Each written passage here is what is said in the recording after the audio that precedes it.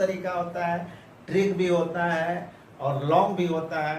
तो उस सब मेथड हम लेके आएंगे और आपको एकदम अगर जोड़ घटाव गुणा भागा जो भी नहीं आता एकदम बेसिक से हम बताएंगे, जहाँ पे जो जो टर्म आएगा वह बताएंगे। तो आपको 10 क्लास में पहला चैप्टर पढ़ना है वास्तविक संख्याएं। कौन पढ़ना है? वास्तविक संख्याएं। अब बात बता गए कि आप मैथ तो पढ़े हैं 9 क्लास में, तो उसमें देखे होंगे संख्याओं के विषय में आपको जानकारी होगी। अगर नहीं है तो हम जानते हैं कि आपको नहीं आता है, 9 क्लास घूमने में आप व्यतीत कर दिए हैं।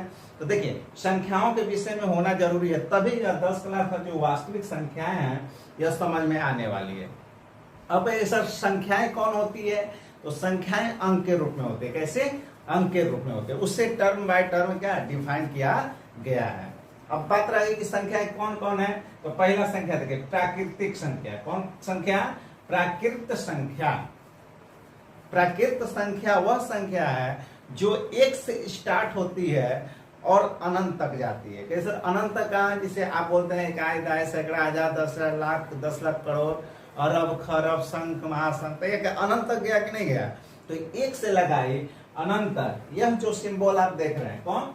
यह जो सिंबल देख रहे हैं यह अनंत का है। इसको बोलते हैं अपरिभाषित। क्या बोलते हैं? अपरिभाषित। तो प्राकृतिक संख्या किसे कहते हैं? जो 1 से स्टार्ट होगा अनंत तक जाएगा, क्या कहलाएगा? प्राकृतिक संख्या कहलाएगा। इसे n से सूचित किया जाता है। किससे? n से सूचित किया जाता है। इस संख्या गिनते गिनते हैं ना बचपन में 1 2 3, तो जितना गिनते चल जाइए थकिएगा जब तक नहीं तब तक समझिएगा वो क्या है? प्राकृतिक संख्या है। उसके बाद क्या है?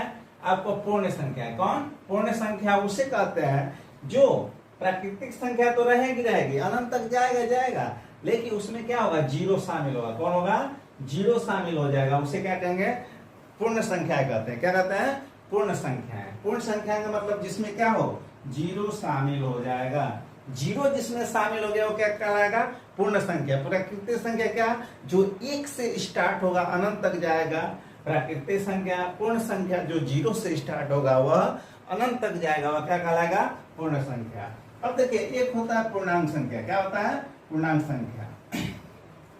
जो पूर्णांक संख्या होता है वह 0 से अनंत तक प्लस में और 0 से माइनस में अनंत तक जब जाता है तो उसे क्या कहते हैं? पूर्णांक संख्या कह लगते हैं। क्या कहते हैं? पूर्णांक संख्या क्या होगा? 0 से अनंत तक प्लस में और 0 से माइनस अनंत तक जाएगा तो क्या कहलाएगा? पूर्णांक संख्या कहलाएगा। जैसे यहाँ देखिए 0 -1 -2, यह क्या है? अनंत तक जा रहा है कि नहीं जा रहा है? और यहाँ देखिए 0 1 2 3 यह अनंत तक जा रहा है। इसका मतलब 0 के इधर प्लस में जाइए और 0 के इधर माइनस में जाइए अनंत तक, तो वह क्या कहलाएगा? पूर्णांक संख्या। इसे जेड द्वारा सूचित किया जाता है। आगे देखिए परिमेय संख्या। परिमेय संख्या उसे कहते हैं जो P/Q के फॉर्म में होता है। जो P/Q के फॉर्म में होता है। परिमेय संख्या क्या? जो P/Q के फॉर्म में होता है, लेकिन यह याद रखिएगा जो Q होता है जो नीचे भागा देते हैं यह 0 के बराबर होना नहीं चाहिए। जैसे ही 0 के बराबर हो जाएगा वह परिमेय संख्या कहलाएगा नहीं। ये सब जैसे 1/2 हो गया, 4/5 हो गया, 5/8 हो गया, ये सब क्या है? परिमेय संख्या। क्या है? परिमेय संख्या। परिमेय संख्या का मतलब ही होता है क्या? कि भिन्न में हो। क्या हो? भिन्न में हो। सिंपल याद रखिए कि परिमेय संख्या उसे कहते हैं जो क्या हो? भिन्न में हो। क्या हो? भिन्न में। भिन्न का मतलब क्या? अंश हर। ऊपर देखिए जैसे 1/2 है तो 1/2 कहने का मतलब क्या हुआ? यह हो गया अंश ऊपर और नीचे क्या हो गया? हर। इसमें देखिए ऊपर क्या हो गया? अंश हो गया, नीचे क्या हो गया? हर हो गया। तो अगर इसी अंश को कह देते हैं P, हर को क्या कह देते हैं? Q। P/Q के फॉर्म में हो तो उसे क्या कहेंगे? परिमेय संख्या। यहाँ से एक ऑब्जेक्टिव हमेशा 10 क्लास में ऑब्जेक्टिव पूछता है और ऑब्जेक्टिव आपको 10 क्लास के लिए बहुत मायने रखता है, क्योंकि अगर मैथ में आपको 90+ अगर टारगेट में लेना है तो आपको ऑब्जेक्टिव एक भी मिस होना नहीं चाहिए। और जहां जहां ऑब्जेक्टिव बनेगा हम बताते आपको चलेंगे। तो पहला ऑब्जेक्टिव यहीं से स्टार्ट हो जाती है। आपके बुक में सिलेबस में है, लेकिन यह बेसिक है 9 क्लास का, फिर भी यहाँ से एक प्रश्न आ जाता है कि निम्नलिखित में कौन परिमेय संख्या? तो उस समय आपको याद रहेगा तभी ना। तो परिमेय संख्या किसे कहें? जो P/Q के फॉर्म में होगा, लेकिन Q 0 के बराबर नहीं होगा, उसे क्या कहेंगे? अपरिमेय संख्या। अपरिमेय संख्या जो P/Q के रूप में नहीं हो। बटे क्यू के रूप में नहीं हो। पी बटे क्यू का मतलब क्या होता है? पी बटे क्यू का मतलब ही होता है कि 1/2, 4/5, 5/8 इस फॉर्म में अगर वह नहीं रहेगा तो क्या कहलाएगा? अपरिमेय संख्या। ये सर जैसे एग्जाम्पल में जितने भी रूट हैं वह अपरिमेय कहलाते हैं। क्या कहलाते हैं? अपरिमेय। जैसे यहां देखिए √3 हो गया, √5 हो गया, √2 हो गया, √7 हो गया। जितने भी रूट में आपको कहीं नजर आ जाए और उसे क्या कहेंगे? अपरिमेय संख्या। क्या? अपरिमेय संख्या। बस यही ध्यान देना कि इसमें कभी जुड़ जाता है, प्लस भी रहता है, कभी माइनस। मान लीजिए यह 2 + √3 हो जाए, 2 - √3, तब वो यह रूट में है कि नहीं है? जब रूट में आपका रहेगा तो क्या कहलाएगा? अपरिमेय। क्या कहलाएगा? अपरिमेय संख्या कहलाएगा। अभी यह आपका बेसिक है। अब इसके बाद आपको जो एनसीईआरटी बुक है वास्तविक संख्याएं चैप्टर नंबर 1 है, उसका हम उदाहरण आपको बताएंगे। उदाहरण टोटल बताने के बाद आपको एक्सरसाइज बताएंगे, प्रश्नावली बताएंगे। जब प्रश्नावली खत्म हो जाएगा तो उसमें हम ऑब्जेक्टिव कराएंगे, और ऑब्जेक्टिव कराएंगे उस सब लेक्चर आप देख लीजिएगा। तो मैथ में हम चैलेंज करते हैं आपको कि 90+ आने से कोई रोकेगा नहीं। बस यही है कि धैर्य बना के पढ़िए, क्योंकि जिंदगी में धैर्य बना के पढ़िएगा तभी सफल हो जाएगा। पढ़ाई यहाँ कर रहे हैं और दिमाग कहीं और है तो वह काम करेगा नहीं। क्योंकि भगवान के मंदिर में जाते हैं तो पूजा करने के लिए तो हमें विशेष ध्यान देना होना चाहिए कि भगवान से हम बातें करेंगे, उनसे प्रण मांगेंगे, कोई स्वीकार करे, कोई सा चीज मांगेंगे। ये नहीं कि पूजा पाठ कर रहे हैं, हाथ पर जोड़े हुए हैं, ध्यान है कि मेरा चप्पल कहीं लेके चोर भाग नहीं गया। तो यह बात को ध्यान रखना। तो उसी तरह ये भी है कि अगर मैथ पढ़ रहे हैं तो अगल बगल का टेंशन फ्री हो जाइए, आराम से धैर्य लगा के बैठ कर इस नोट्स को बनाइए। आराम से आपको मौका भी देते हैं स्क्रीनशॉट करने का, तो स्क्रीनशॉट कर लीजिए और बाद में क्या कीजिए, इसको नोट्स बना के रखिए और आप 90+ आराम से कर जाएंगे। देखिए आगे देखिए, अपरिमेय संख्या मतलब क्या? जो रूट में हो। क्या हो? रूट में हो। रूट मतलब क्या? रूट मतलब उसको हिंदी में बोलते हैं क्या? वर्गमूल। क्या? वर्गमूल के फॉर्म में रहता है, वह क्या कहलाता है? अपरिमेय। अब वास्तविक संख्या यहाँ देखिए, वास्तविक संख्या उसे कहते हैं जो परिमेय संख्या तथा अपरिमेय संख्या दोनों हो। अपरिमेय संख्या और परिमेय संख्या, परिमेय संख्या और अपरिमेय संख्या अगर दोनों शामिल हो जाएगा तो क्या कहलाएगा? वास्तविक संख्याएं कहलाएगा। और यही वास्तविक संख्याएं आपको चैप्टर नाम रख दिया गया है। तो आपसे एग्जाम में अगर कोई पूछ दे कि वास्तविक संख्या किसे कहते हैं तो सीधा कह दीजिएगा कि परिमेय संख्या और अपरिमेय संख्या दोनों जब शामिल हो जाएगा तो क्या कहलाएगा? वास्तविक संख्या कहलाएगा। यह बेसिक टर्म है। क्या है? बेसिक टर्म है। इसके बाद आपका देखेंगे उदाहरण में कौन कौन टॉपिक है उसको हम देखते हैं। एनसीईआरटी में आपको 2 टर्म है। एक हमेशा आएगा एल्गोरिथम। क्या आएगा? एल्गोरिथम। और एक टर्म आएगा प्रमेय का। क्या? प्रमेय का। यह दोनों टर्म को थोड़ा समझिएगा क्योंकि स्टार्टिंग है, तो स्टार्टिंग में कभी देखेंगे प्रमेय रहता है, कहीं ये प्रमेयिका है और कौन है? एल्गोरिथम है। तो इस सब टर्म को हमें देखना चाहिए कि इसका सेंस क्या होता है। तो इस टर्म को, एल्गोरिथम टर्म को लाने वाला एक वैज्ञानिक थे जो 19वीं सदी में, कब? 19वीं सदी में लाए थे। उनका नाम था अल-ख्वारिजी। क्या नाम था? अल-ख्वारिजी। उन्होंने क्या किया? एल्गोरिथम टर्म का खोज किया। क्या किया? खोज किया। किसका? एल्गोरिथम। कब जी? 19वीं शताब्दी में। क्या? 19वीं शताब्दी में।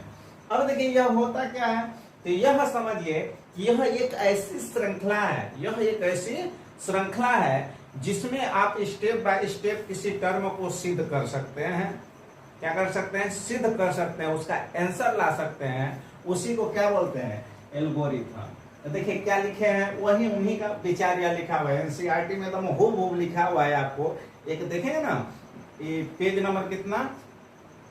पेज नंबर 4 में जाके देखिएगा तो वहां पे हूबहू लिखे हुए हैं इस बात को। तो यह जानना जरूरी है क्योंकि एग्जाम में ऑब्जेक्टिव आएगा तो पूछ देगा, तो एनसीईआरटी का एक एक टर्म रहना जरूरी है। देखिए यह सुपरिभाषित चरणों की एक श्रृंखला है। क्या है? श्रृंखला है जो एक विशेष प्रकार की समस्या को हल करना, क्या करना, हल करना, सॉल्यूशन करना। एक क्या है, प्रक्रिया है, एक विधि है। क्या है, एक विधि है, एक प्रक्रिया है। मतलब एल्गोरिथम का जो खोज किया वह वैज्ञानिक कौन थे, अल्फारेज में थे। कब किए, 19वीं शताब्दी में। वह बोले कि यह एक श्रृंखला है, जो कोई भी समस्या होगा तो उसे स्टेप बाय स्टेप हम क्या कर सकते हैं, उसको हल कर सकते हैं।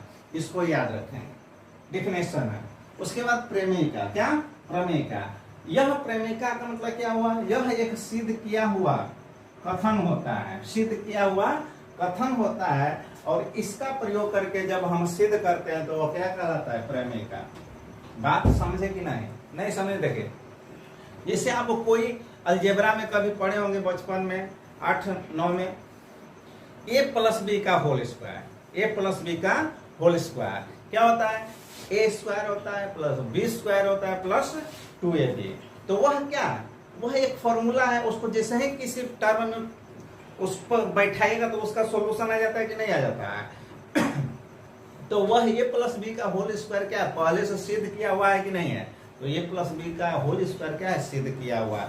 वह क्या है, प्रेमिका है। क्या है, प्रेमिका। प्रेमिका का मतलब ही होता है कि वह सिद्ध किया हुआ हो, पहले से ही अवेलेबल हो, और उस पर हम कोई सॉल्यूशन कर देते हैं तो वह क्या कहलाता है, प्रेमिका कहलाता है। वैसे एग्जाम में डिफिनेशन पूछता नहीं है। आगे देखिए, उसके बाद एक वैज्ञानिक है जिनका नाम था यूक्लिड। क्या, यूक्लिड। अपने नाम से ही एक प्रमेय साबित कर दिए, यूक्लिड विभाजन प्रमेयिका। यूक्लिड विभाजन प्रमेयिका।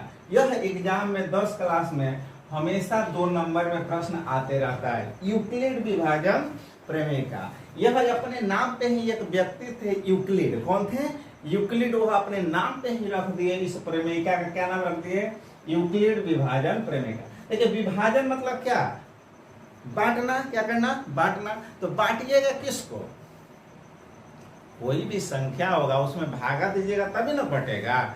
जैसे 10 केजी चावल है, 4 लोगों में बांटना है तो क्या करें, 4 से भागा देंगे।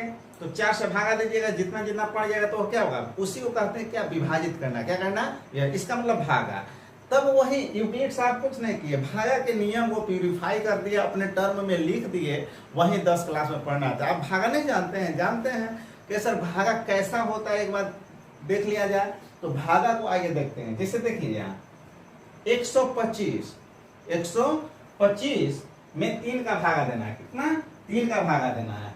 125 में जब 3 का भागा देना है तो जिसमें भागा देना, 125 में भागा देना है, तो 125 में जब भागा देना तो इसे कहते हैं क्या, भाज्य कहते हैं। क्या कहते हैं, भाज्य कहते हैं। जिसमें आपको भागा देना हो उसे क्या कहेंगे, भाज्य कहेंगे। किससे भागा देना है, जिससे भागा देना उसे कहते हैं भाजक। क्या कहते हैं, भाजक। जिससे भागा देना वो क्या कहलाएगा, भाजक। और जो आपको प्राप्त हो जाएगा वह क्या कहलाएगा, भागफल। और जो नीचे बच जाता है वो क्या कहलाता है, शेषफल कहलाता है। क्या याद नहीं पढ़े हैं, पढ़े होंगे 8, 9, 10, 8, 9 में। तो यहाँ देखिए, इसे हम भागा दे रहे हैं। एक एग्जाम्पल आपको दे रहे हैं, देखिए 3 से 3 चौके 12, कितना 12, तो 12 हो गया। तो एक कट गया तो कितना हो गया, 5। तो 3 एकम 3, तो 3 एकम 3 हो गया। यहाँ देखिए 3 हो गया। शेषफल कितना बच गया, 1। यह 2 क्या है, शेषफल है। क्या है, शेषफल है। और यह जो प्राप्त हुआ यह क्या है, भागफल है। क्या है, भागफल है। क्या है, भागफल है। और 3 क्या है आपका, भाजक है। और जो भागा दिए हुए हैं, जिसमें भागा देना वो क्या कहलाता है, भाजक, भाज्य कहलाता है। क्या कहलाता है, भाज्य कहलाता है। क्या, भाज्य। तो यही यूक्लिड विभाजन पर में इसको प्यूरिफाई किए। क्या किए, कहे कि जो आपका भाज्य है ना, भाज्य जब आप प्राप्त कीजिएगा तो बचपन में कोई नहीं टीचर बताता कि भाज्य से आप क्या करेंगे, 2 काम करेंगे तो आपका आंसर आ जाएगा, करेक्ट है कि गलत है। तो उसको क्या करना होता है, तो भाजक गुणे भागफल, भाजक, क्या, भाजक गुणे भागफल। क्या, भागफल। क्या, भाज्य निकालने के लिए क्या किया जाता था, बचपन में हम टेस्ट करते थे तो भाज्य बराबर लिखते थे भाजक गुणे भागफल। अब प्लस क्या लिखते थे, शेषफल। क्या, शेषफल।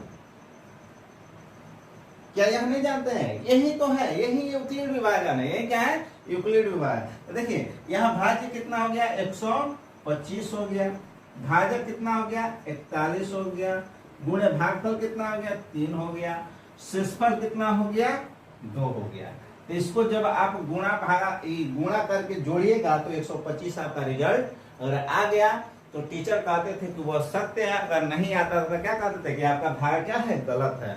वह बोलते थे कि नहीं, बचपन में आपको सब लोग सिखाते होंगे टीचर, तो वही यही था।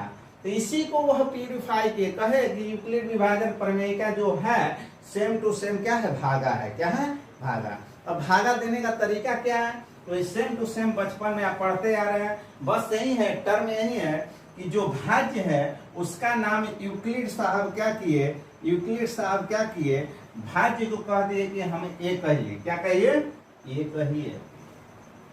भाज्य को क्या कहिए, ए कहिए। उसके बाद बराबर है तो बराबर दे दीजिए। उसके बाद बोले कि भाजक को आप बोल दीजिए बी। क्या बोल दीजिए, बी बोल दीजिए। भाजक को क्या बोलेंगे, बी। और भागफल को आप क्यू। क्या, क्यू। भागफल को आप क्या, क्यू। अब प्लस शेषफल को आप बोल दीजिए क्या, आर। क्या बोल दीजिए, आर। देखिए मिलाइए तो क्या हो गया, ए बराबर बी क्यू प्लस आर है कि नहीं। तो यहाँ देखिए ए बराबर बी क्यू प्लस आर है कि नहीं। इसका मतलब क्या है, भागे के नियम को ना उन्होंने क्या किया, ए बी क्यू आर माना। तो ये क्या हो गया आपका, भाज्य हो गया, बी क्या हो गया, भाजक हो गया, क्यू क्या हो गया, भागफल हो गया, और आर क्या हो गया, शेषफल हो गया। तो इसी को कहते हैं यूक्लिड विभाजन प्रमेय का। और इसी से हम लोग सिद्ध करते हैं, प्रूव करते हैं, सवाल बनते हैं, उदाहरण आपको हम बताएंगे। तो इस प्रमेय को आप देखिए, देखिए इसका कंडीशन भी है, 0 less than equal r less b. इसका कहने का अर्थ होता है कि जिसमें अगर बराबर लगा हो उस संख्या को हम लेते हैं, और जिसमें बराबर नहीं लगा रहता है उस संख्या को हम लेते नहीं है। इसका कहने का अर्थ नहीं होता है। तो आर का मान जो होगा कहां से, 0 और बी के आसपास में है। तो यहां देखिए 0 को लेंगे, उसके बाद किसको लेंगे, ए को लेंगे, क्या बी को लेंगे, नहीं लेंगे, क्योंकि बी में बराबर लगा हुआ नहीं है। तो इसका टर्म क्या हो गया, 0 या तो ए होगा, किसका, इसका वैल्यू। तो यही बोले थे कौन, यह सब टर्म आगे मिलेगा। बस आपको अभी यही याद रखना है कि यूक्लिड विभाजन प्रमेय का जो होता है कुछ नहीं होता है, एक भाग होता है। क्या होता है, भाग। तो भाग को कैसे याद करेंगे, जिसमें आप भागा देते हैं वह भाज्य कहलाता है, जिससे देते हैं वह भाजक कहलाता है, जो प्राप्त हो जाता है भागफल होता है, जो बच जाता है क्या होता है, शेषफल होता है। तो उसी को हम क्या करते हैं, जो भाज्य है उसको ए मान लेते हैं, कितना, ए। जो